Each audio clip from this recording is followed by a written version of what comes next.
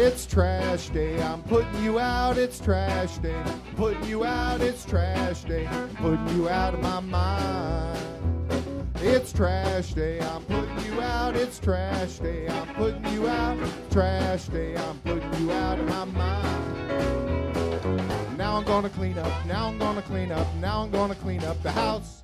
I'm taking all your garbage, taking all your garbage, taking all your garbage. It starts with some beer, so you shouldn't have fear. Two garbage guys with facts, but they both still have tact. It's that time at last for the best damn podcast. It's Can Crusher Day! And welcome back to another Can Crusher Spotlight. I am your host, Mark Martinez. Guys, this interview we have today is with an independent star in the Pittsburgh area. She's traveling all over the place. She is one of the first people we've ever had on Can Crushers, but now we get to spotlight her. Guys, it's a bloody adorable Jinx.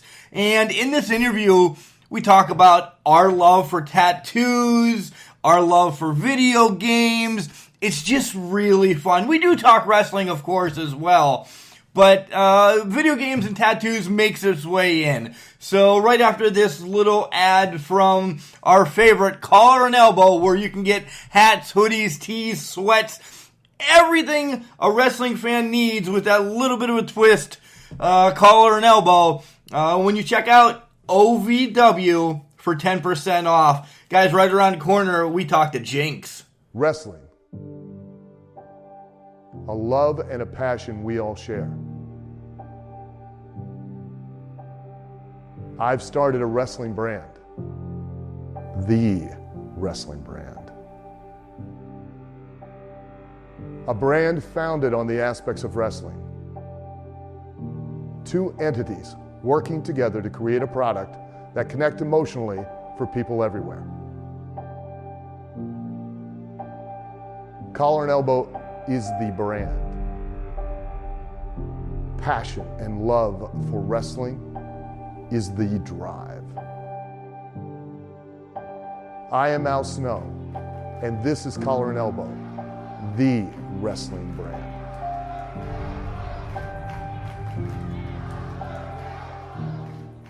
And welcome back to Can Crushers, today's guest.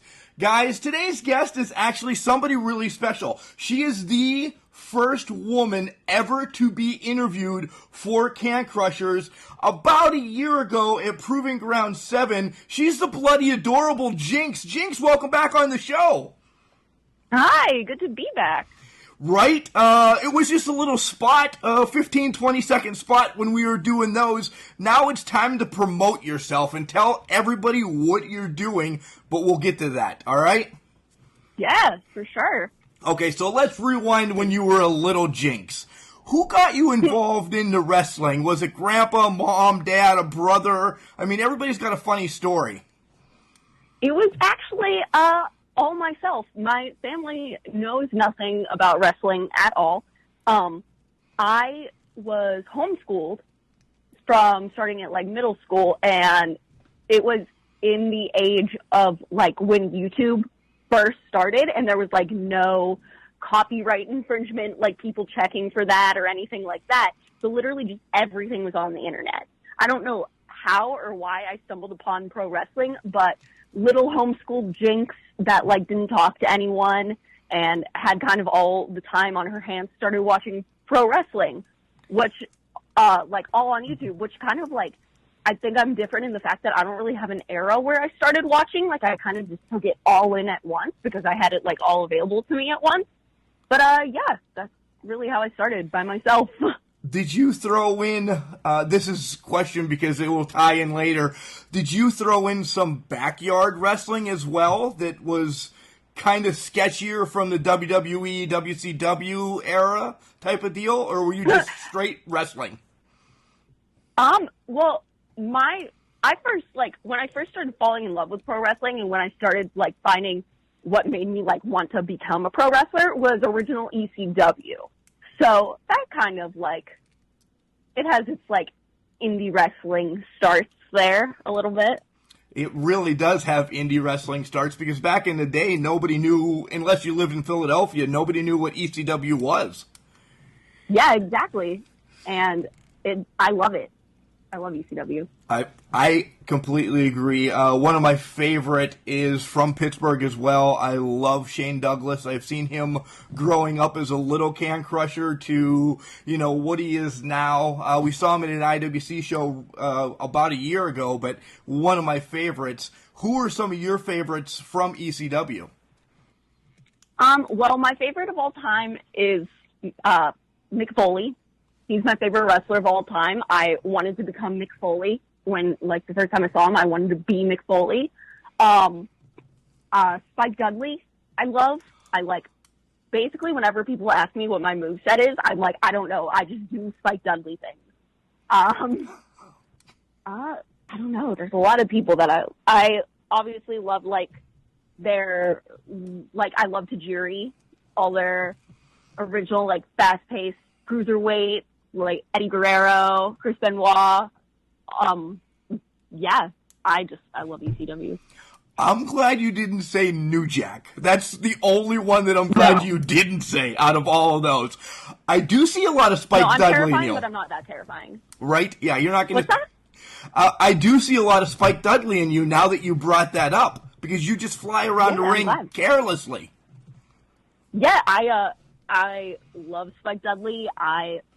It's not that good of a thing to, aspire to be Spike Dudley, but I do see a lot of, mainly just, his personality and instinct.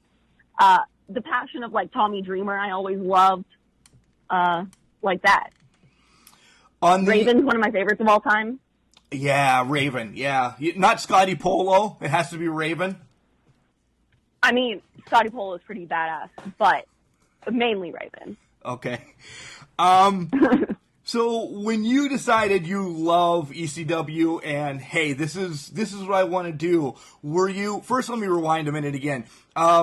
When you were going to school, and I know you said you were homeschooled, but were you in track, in, dodgeball, in anything, any type of sports, or were you the wrestling geek in the corner, YouTube? No, I was very unathletic. I didn't really, I actually, as a child, I mean, I still do, but I had a lot of anxiety, and growing up, I, really didn't branch out to talk to people a lot. I was very socially awkward. So, yeah, I was super unathletic, didn't really try that much. I was a dancer for a while. I was a gymnast for a while, but that was when I was, young. So, yeah. Okay. It took until into my adulthood to start getting back into being athletic. Yeah, and Jinx is clearly your alter ego, because we've spoken before Jinx was around. I've seen you at IWC and everything, and we were like, hey, how are you, this, that, and the other. You come out after training, and we'll get to all that in a minute, and you just blow my mind with how did Jinx evolve? Thank you. I don't know. Very on her own. I really consider the personality a big extension of myself. And I like to sort of blur the lines between, big extremes, like Bloody Adorable, things like that. Being just a very normal, down-to-earth human being, and then having that switch. I like to have that blurred line, and I don't really know how it began, but it happened very naturally, I guess. It's hard to really pick a time frame. None of your trainers kind of said, try this out or anything? Not really.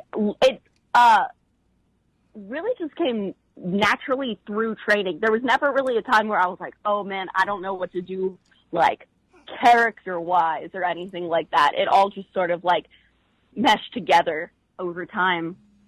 Yeah, because I'm telling you, you come out of that curtain and you are Bloody Adorable with the quotes, because even Bloody Adorable, in England is aw, she's so cute. But you get through those ropes and you're a rabid chihuahua, right? Yes, Thank you. That's what I like to be, or try. Try to be, It yeah. gets out all that energy. Right. It's great. So how did you decide you're going into wrestling after, jumping all over the place? How did you decide, hey, I'm going to get into wrestling and I'm going to travel to the United States so far? Well, I was at a point where I wasn't really doing a ton. I was sort of starting to become more comfortable in my skin and more comfortable with going out into public, but not really having the means to do so. I started doing like circus arts. Like I did aerial hoop and I did pole dance and I took classes like that for probably about a year. I became like really strong and had a lot of confidence in like my athletic ability that I never had before.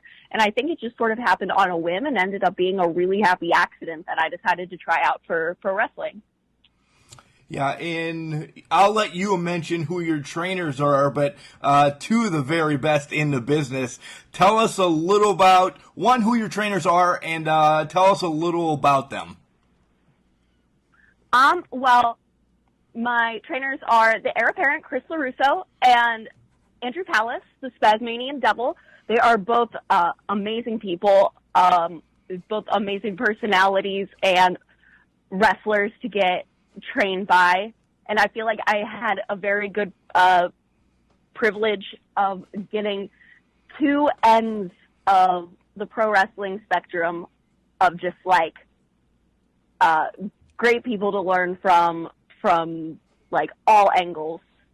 And yeah, they're both really awesome, really talented people, and I couldn't be happier to be able to sit under their learning tree. And still, to this day, obviously, I'll never be done sitting under their learning tree.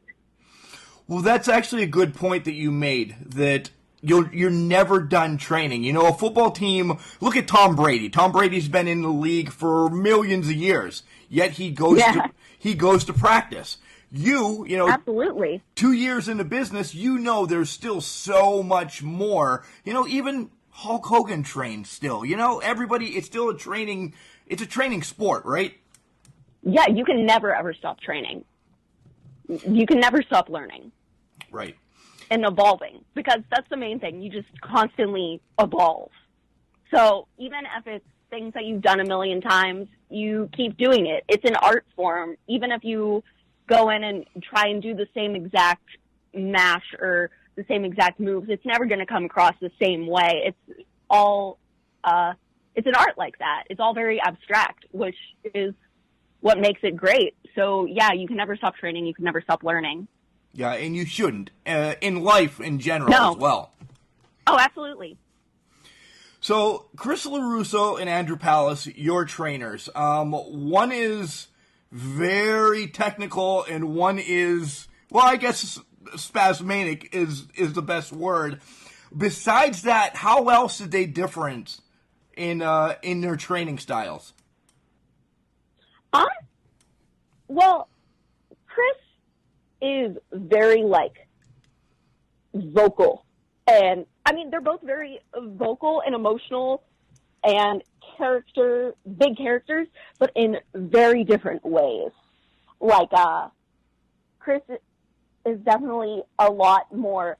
He has the most attention to detail of any person I've ever met in my life. Not even just in wrestling. He's so detail oriented. To tell me for 15 minutes how I could make a drop kick better. And with Pallas, he's more the one I go to when I want someone to tell me like it is. If I just want someone to be like, that wasn't great, this is how you can make it better, that's who I'll go to. So they both just really provide different kind of learning, but both great type of teaching. Right. So this past Friday, well, 2 Fridays ago, because we're taping this early, 2 Fridays ago, From the Ashes, and we'll talk about more wrestling, but From the Ashes happened in Lamont Furnace, where it was teacher versus student, and you've had some tag team matches against LaRusso, but this is the first time one-on-one. I have not. You have not? Was it with Pallas then? I've tagged with Palace. I've never Okay. been in the ring with LaRusso at all. Okay. My bad looking up those ones. I completely messed It's that all up. good, understandable. But, yeah. So nonetheless, this is the first time in the ring with LaRusso then. And you end up student defeats teacher. How was that moment? That was probably one of the most, like, important moments of my career, if not my life, if I'm honest. Like, it was just very fulfilling. It was probably, like, one of the most proud moments that I've ever felt towards myself. Like, it was a very, like, big accomplishment within myself to not even just be able to beat him, mainly just to be able to go in there and go toe-to-toe with the person that's taught me everything and the person that I know probably knows my wrestling ability and my style better than anyone else. To be able to go in there and fight against him like I did was an amazing experience and was something that I couldn't even comprehend before or now how important it would be to me. Right. Now, we said that you tagged with Palace, and since you've had two trainers and you can check one off the list, your next goal is one-on-one with Palace? I would love to have a one-on-one match with Palace. I know that we would beat the crap out of each other and have so much fun just beating each other up.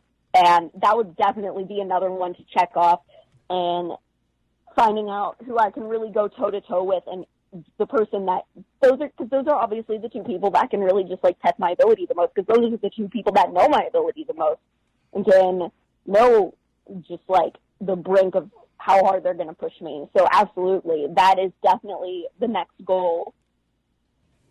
So we'll have to get into a couple promoters' ears in Pittsburgh to make this happen. Yes, please. I would. Ryse, definitely need that. IWC, somebody. It's going to put asses in seats, right? Oh, absolutely. So you've been in the business for 2 years. We've said that. And we just covered that LaRusso match being one of your biggest. What do you look forward now in the next, say, 5 years? Where does Jinx want to go in the next 5 years? Mainly, I just want to travel as much as I can, be able to get my face to new places, see new people, wrestle new people, and just be able to experience everything that I possibly can. That's my main goal, is to just be able to experience everything. And you have been, though. I mean, you started in Pittsburgh, and you've just branched. That you're in Ohio, you're in West Virginia, you're on ROH, right? I was, yes, very briefly, and very early in my career. Right, but talk about that. It was, I mean, 2 years, Jinx, you're still, as I do my air quotes, you're still a rookie, right? Oh, yeah, absolutely. I still, in theory, know nothing.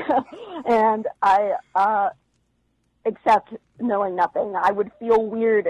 I feel very weird when people come to me for advice, and I don't think anyone should. I don't know what's happening ever. But, yeah, being able to wrestle on Ring of Honor, and that was like 2 years ago now. That was literally over 2 years ago. That was like such a humbling and crazy experience. And even though it wasn't like I got to get out there and I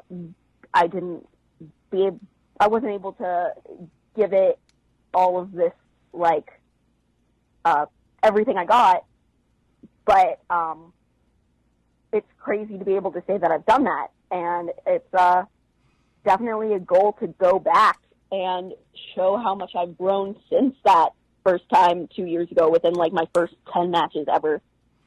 Yeah, there's people in the business for 10 years, maybe even more, that haven't even sniffed ROH. That's a big to-do, Jinx, so congratulations. Yeah, Thank you. I really appreciate that. It's a crazy thing to be able to know that I've done, for sure.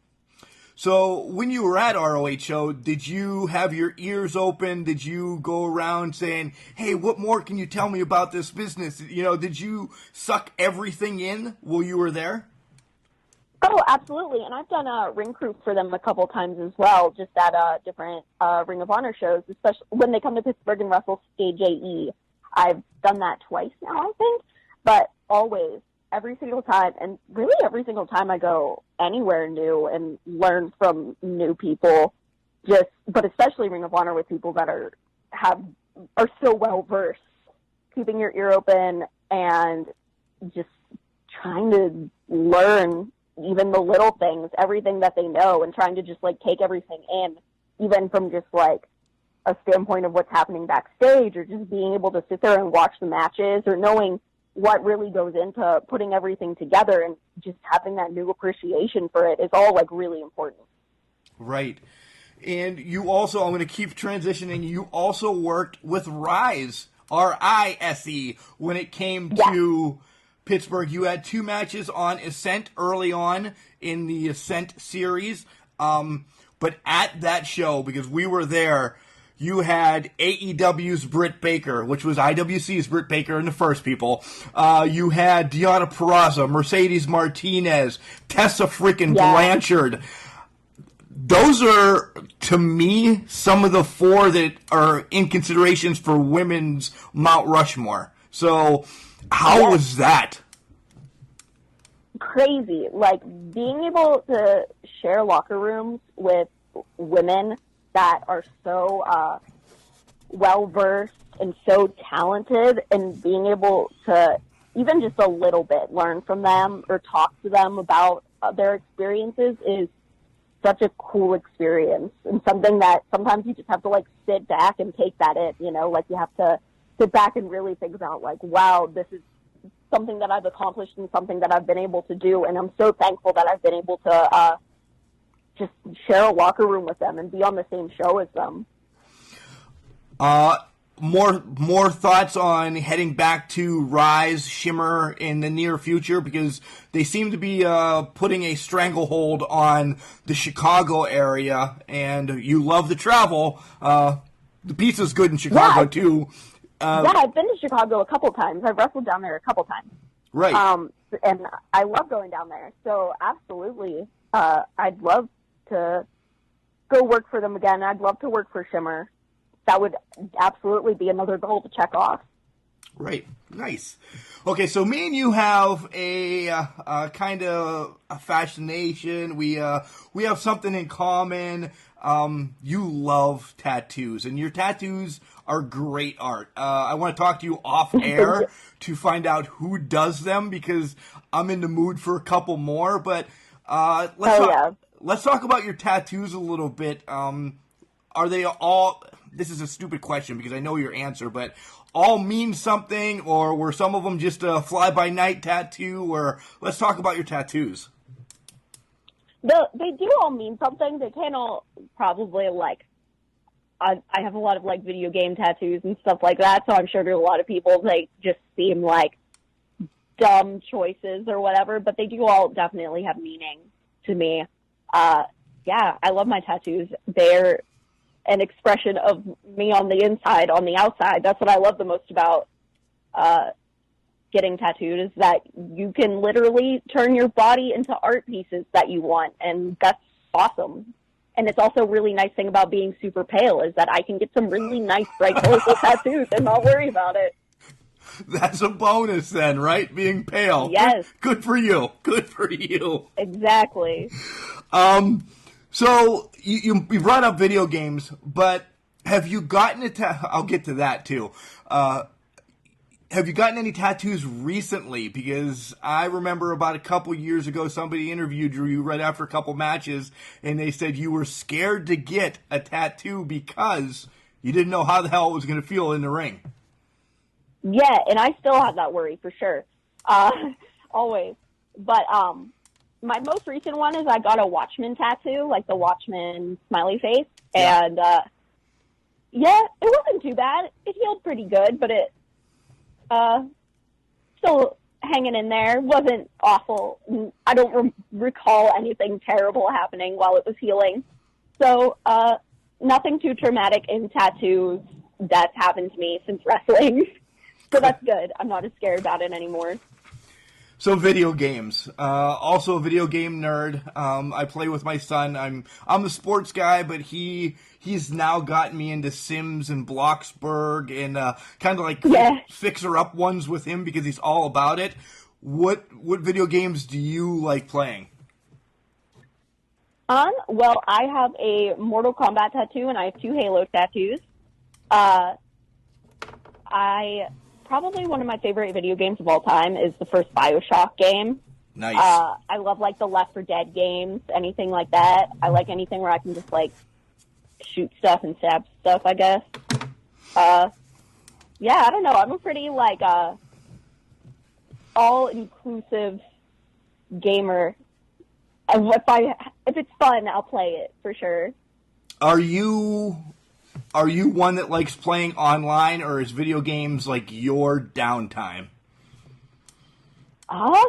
It depends. I play Overwatch, which is all online, which isn't, like, that's not too bad, but there are definitely, like, most of the time I am just, like, that's my time that I don't want to deal with people, for sure.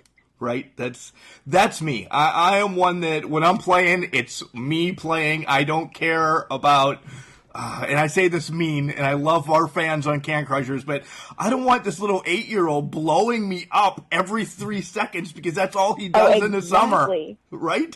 Exactly. Like, I just want to be left alone. I don't want to be annoyed while I'm doing this. Like, right, exactly. For sure.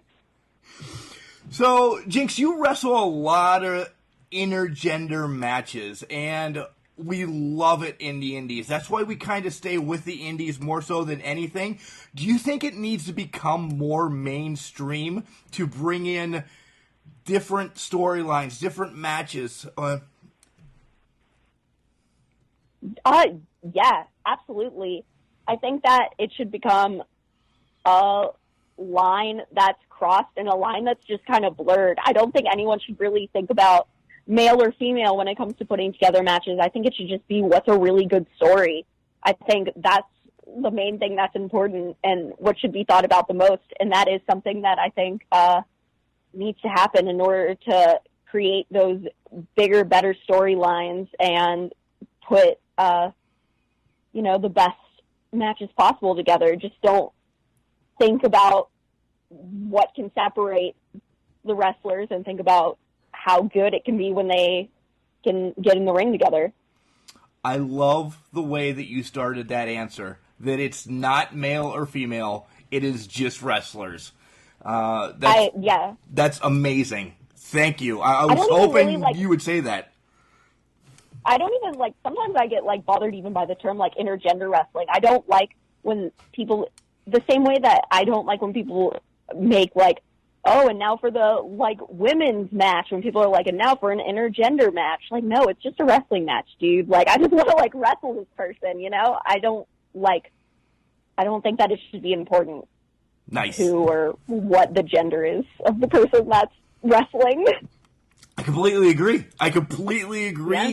And I know that you are one of the front runners in leading the pack for that, so that's why this kind of question was saved for you. Thus 2 weeks ago I came up to you and said, Jinx, I really want you on the show. Let's make this happen. And you're like, yes, it's about damn time, Mark. Yeah, absolutely. It's something that is very important to me and very near and dear for me to get the point out to others how important I think it is to have that complete equality and not see the gender in wrestling. Nice. So, Jinx, you always wear a vest, and recently you've been changing what's on the back of the vest. You, Family Friendly was on recently, and then you've had some other stuff. Are you doing this for a reason or homage to somebody, or what's up with it? No, it really just depends. I just like being able to change out the back patch if I think something cool or do have something that I want to like put homage to, or I have like a big match and a cool idea for adding a back piece, it's just like another level of art that I can add to it, because my entrance is very important to me. My entrance is super important to getting myself across to fans. So even if it's something that they don't notice right away, it's something that I notice and something that can be noticed later on, where they could be like, oh, I didn't see that, like, her backpack said that, but I see that now. Oh, she, like, changes that sometimes. That's really cool. So it's just kind of another layer to the art that I like to put into my entrance. And I like how you continue to say, through this whole interview, 28 minutes or so into this, you keep saying art. You keep saying art. And let's tackle that for a minute, because I love how you know that this is an art, and you perform every night or every so often that you can. Why do you say art? Calling it an art is also something that I've kind of had to teach myself, because obviously, like, in anyone, whatever they do, whatever their passion is, you're going to, like, have insecurities about it and worry about, like, oh, I'm not good at being, like, the athletic person. I'm not good at, like, being a character, anything like that. So the fact that it's an art form and that it's, like, constantly changing, and that, like, art really means that there's no right or wrong. So that's, like, the best thing that I love about professional wrestling. It's something that I have to remind myself all the time, is that there really is no right or wrong answer. You just blew my mind. That makes complete sense. 42 years old, watching wrestling since I was 8 with my grandfather. I never thought about that. There is no right or wrong in wrestling. That's just something that I've had to, like, definitely teach myself, as far as, like, being insecure about things and, like, being insecure about my own pro wrestling. And then ever since I started really thinking about it as an art form and thinking about it as something that's so, like, abstract and really has no right or wrong, it's changed the way that I've watched it too, the way that I've wrestled, the way that I've trained. So it is just, like, I think it's super important to see it as an art. Yeah, I'm not going to look at it any other way. I really can't now because of what you just said, Jinx. So thank you for that. Good. Yeah. So let's talk about some other promotions that you have wrestled in. IWC is where you got your start, as I said, about 2 years ago with Proving Ground 6. Samantha Heights was your first match, correct? Correct. And she's experienced. So how was that first match? I was scared, absolutely, but I couldn't have picked a better person to have my first match against. Samantha Heights is awesome, and I'm so happy to see that she's doing even, like, she's constantly growing and constantly getting out there. Sam is incredible, and she's so talented, and she definitely deserves to be everywhere. She is everywhere. I follow her on social media, and there's not a day that I'm here. She's literally everywhere. Yeah, she puts in the work. She is such a hard worker, and she's so, like, it really shows. She's awesome. I love Samantha. So some other matches that you've had in IWC, you've been in the ring with Ray Lynn, who we had on a couple weeks ago, Katie Arquette. Anybody else in IWC you want to mention that you had some memorable moments with? I had what is probably noted as one of the first intergender matches in IWC history with Jackson Argos. And then a year later, I was the only girl in the 16-bit challenge they were both at Reloaded. It was literally like a year later. And I've wrestled. My rivalry with Katie started in training. Like, we trained together and have since then been able to go in the ring together and grow together that whole time, which is pretty awesome. Yeah. And now, Justin Plummer, it is time for Jinx to get her due and, damn it, get a title shot as she's been put on the back burner. Yeah, that is actually interesting fact. Out of all of my wrestling matches in IWC, I've never had a women's title match. So there's that. Yeah, let's make that happen, Plumber.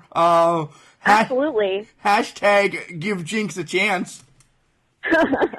Absolutely. I would be down to go back and challenge Katie for that title anytime. And Ryse, we're new to Ryse, so fill us in on what's going on in Ryse. Ryse is probably grown into become my home company. I adore going down there. It is about an hour out from Pittsburgh in what's like Connellsville / Lamont Furnace, PA. They are awesome. They're very homegrown. It's a wonderful, it's such a great place starting down there. It's something super special, and I'm so glad to be a part of it. Yeah, going down for the Sean Phoenix benefit, the Trestlers kind of invited us down, and I love that it's in an old movie theater. Yeah, it's cool, right? It just makes a different aura. Nothing against any other arena around Pittsburgh or anything, but it just gives that gladiator aura that you're in some place that's always the same. I love it. It's really cool. That is a very cool venue to wrestle in. I always, whenever people ask, what are the craziest places you wrestle, I always say that that's, one of just, the coolest places I've wrestled. And get to keep wrestling in. It's awesome. Yeah, I agree. Where else? I know you've been out in Cleveland. You fill us in on some other promotions that you've been in and around. Yeah, I've been out in Cleveland a little bit, variously, different places in Ohio. I've been out to Kaiju Attack Wrestling, which is in Chicago. Trying to think of some other places. I'm really just a big traveler. I'm honestly a big traveler and continue to just be a big traveler. That's my main thing. I've been down to IWA Mid-South in Indiana. Just don't want to get too stagnant. Everywhere. You just want to hit all 50 states. Is that kind of a goal? That would be pretty cool. Yeah, absolutely. That would be pretty cool. I agree. So, all right, we always end with these last couple questions. What advice do you give? And I know you said earlier you hate giving advice, but I'm going to make you give advice. What advice are you giving to the kids, and kids quotation mark, that are going to Proving Ground 8, like Danny and so on and so forth? What do you tell them that nobody told you? I'd say mainly I know it's easier said than done, but just don't be afraid. Just put it all out there. Don't be afraid to make a fool of yourself. It's having your first match in front of a crowd is so much different than anything you've ever experienced before, but you have to just dive right into it and know that that's the first step in an evolution that can only happen from trial and error. Nice. Okay. I hope you get this right because nobody has gotten this right. Raylan did. Raylan actually got it right. Dream match. Where do you want it to be? Who do you want it against? And what stipulation? Oh, Lord. I want a match in the ECW arena. Nice. All right. Just for how cool I would feel about it. And I would definitely want to have a hardcore match or a street fight of some sort, but I don't really know I don't know if I have a dream opponent per se. It would all just depend on what builds us up to get there. Gotta have that big match feel, you know? Right, that's always usually the easiest one. People were like, boom, this is who I want. And then they're like, oh, wait, I don't know what stipulation, or I couldn't give a crap where. So You answered the toughest questions, and then the easiest one that everybody says is the easiest one. You're like, I don't care. It could be against Jenny Plummer, or it could be against Katie Ark. Anybody. You didn't care. Yeah, as long as it's a good story that gets us there, that's all I care about. Excellent. All right, Jinx. Tell everybody where you're going to be here in the near future. Ryse all the time, IWC sporadically, but where are you going to be? I'm going to be, there. I'm going to be going back to West Virginia a little bit. Just kind of, I don't even know. I just kind of let my schedule happen. I've been doing WSU a lot, down where CZW is in Voorhees, New Jersey. I've been probably going there as monthly as I possibly can. It's awesome to be able to now go check Jersey off my list and be able to go down there pretty often. And just kind of being my hermit self and going everywhere I can. Yeah. And tell everybody that can follow your schedule how they can follow you on social media. Yeah, you can follow me on my Twitter is BloodyXAdorable, and my Instagram is Bloody_adorable. And those are mainly the two places where I post like everything that I'm doing and all my stuff that's coming up and happening in the future. I do have a Facebook that's facebook.com/WrestlingJinx, but it's Facebook, so not a lot goes on over there. But mainly Twitter and Instagram. I keep those updated for you guys.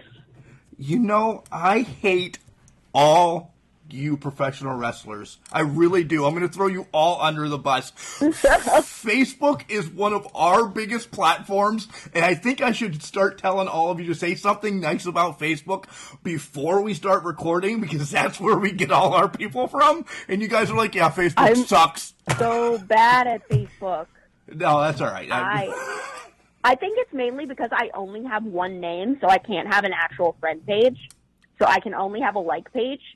And it gets all wonky sometimes. So Facebook and I have sort of like a feud because of that. But, yeah.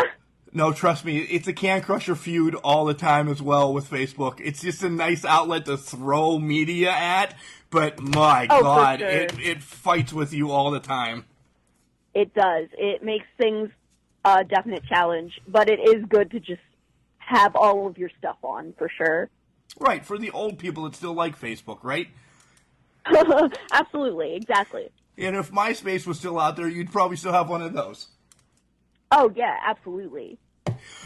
All right. I'd have, like, music on my page and stuff, too. I'd be able to, like, do my background and things like that. It would be way cooler. Right, with the little sparkles, your top 8 people, Tom has to be one of them, and Can Crushers would also be one of them, but who knows who else? Exactly.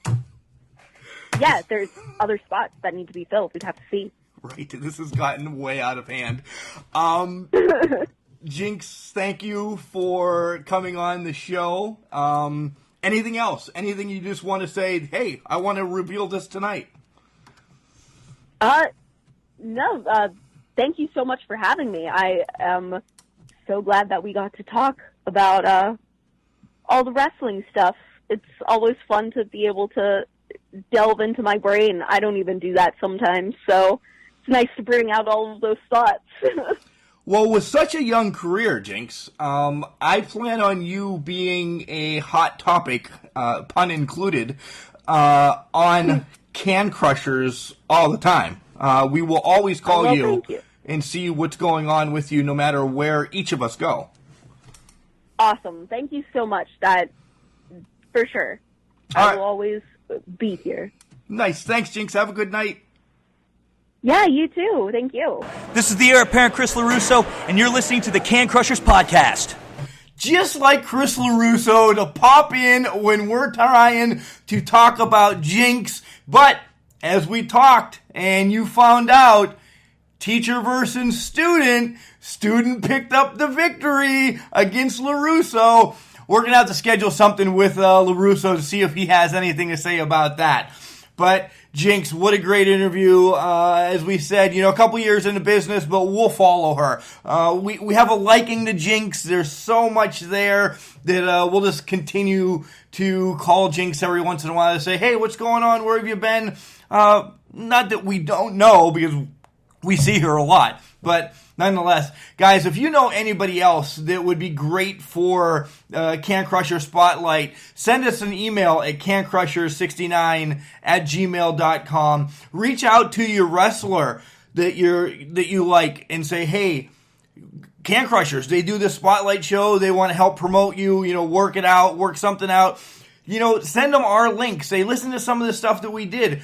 We're up to interviewing anybody. We love it. It's me, Mark, Mark, as my mom named me. So, all right, guys, a lot's going on this weekend. We're getting the old truckster packed up. We're getting ready to head down to Kentucky.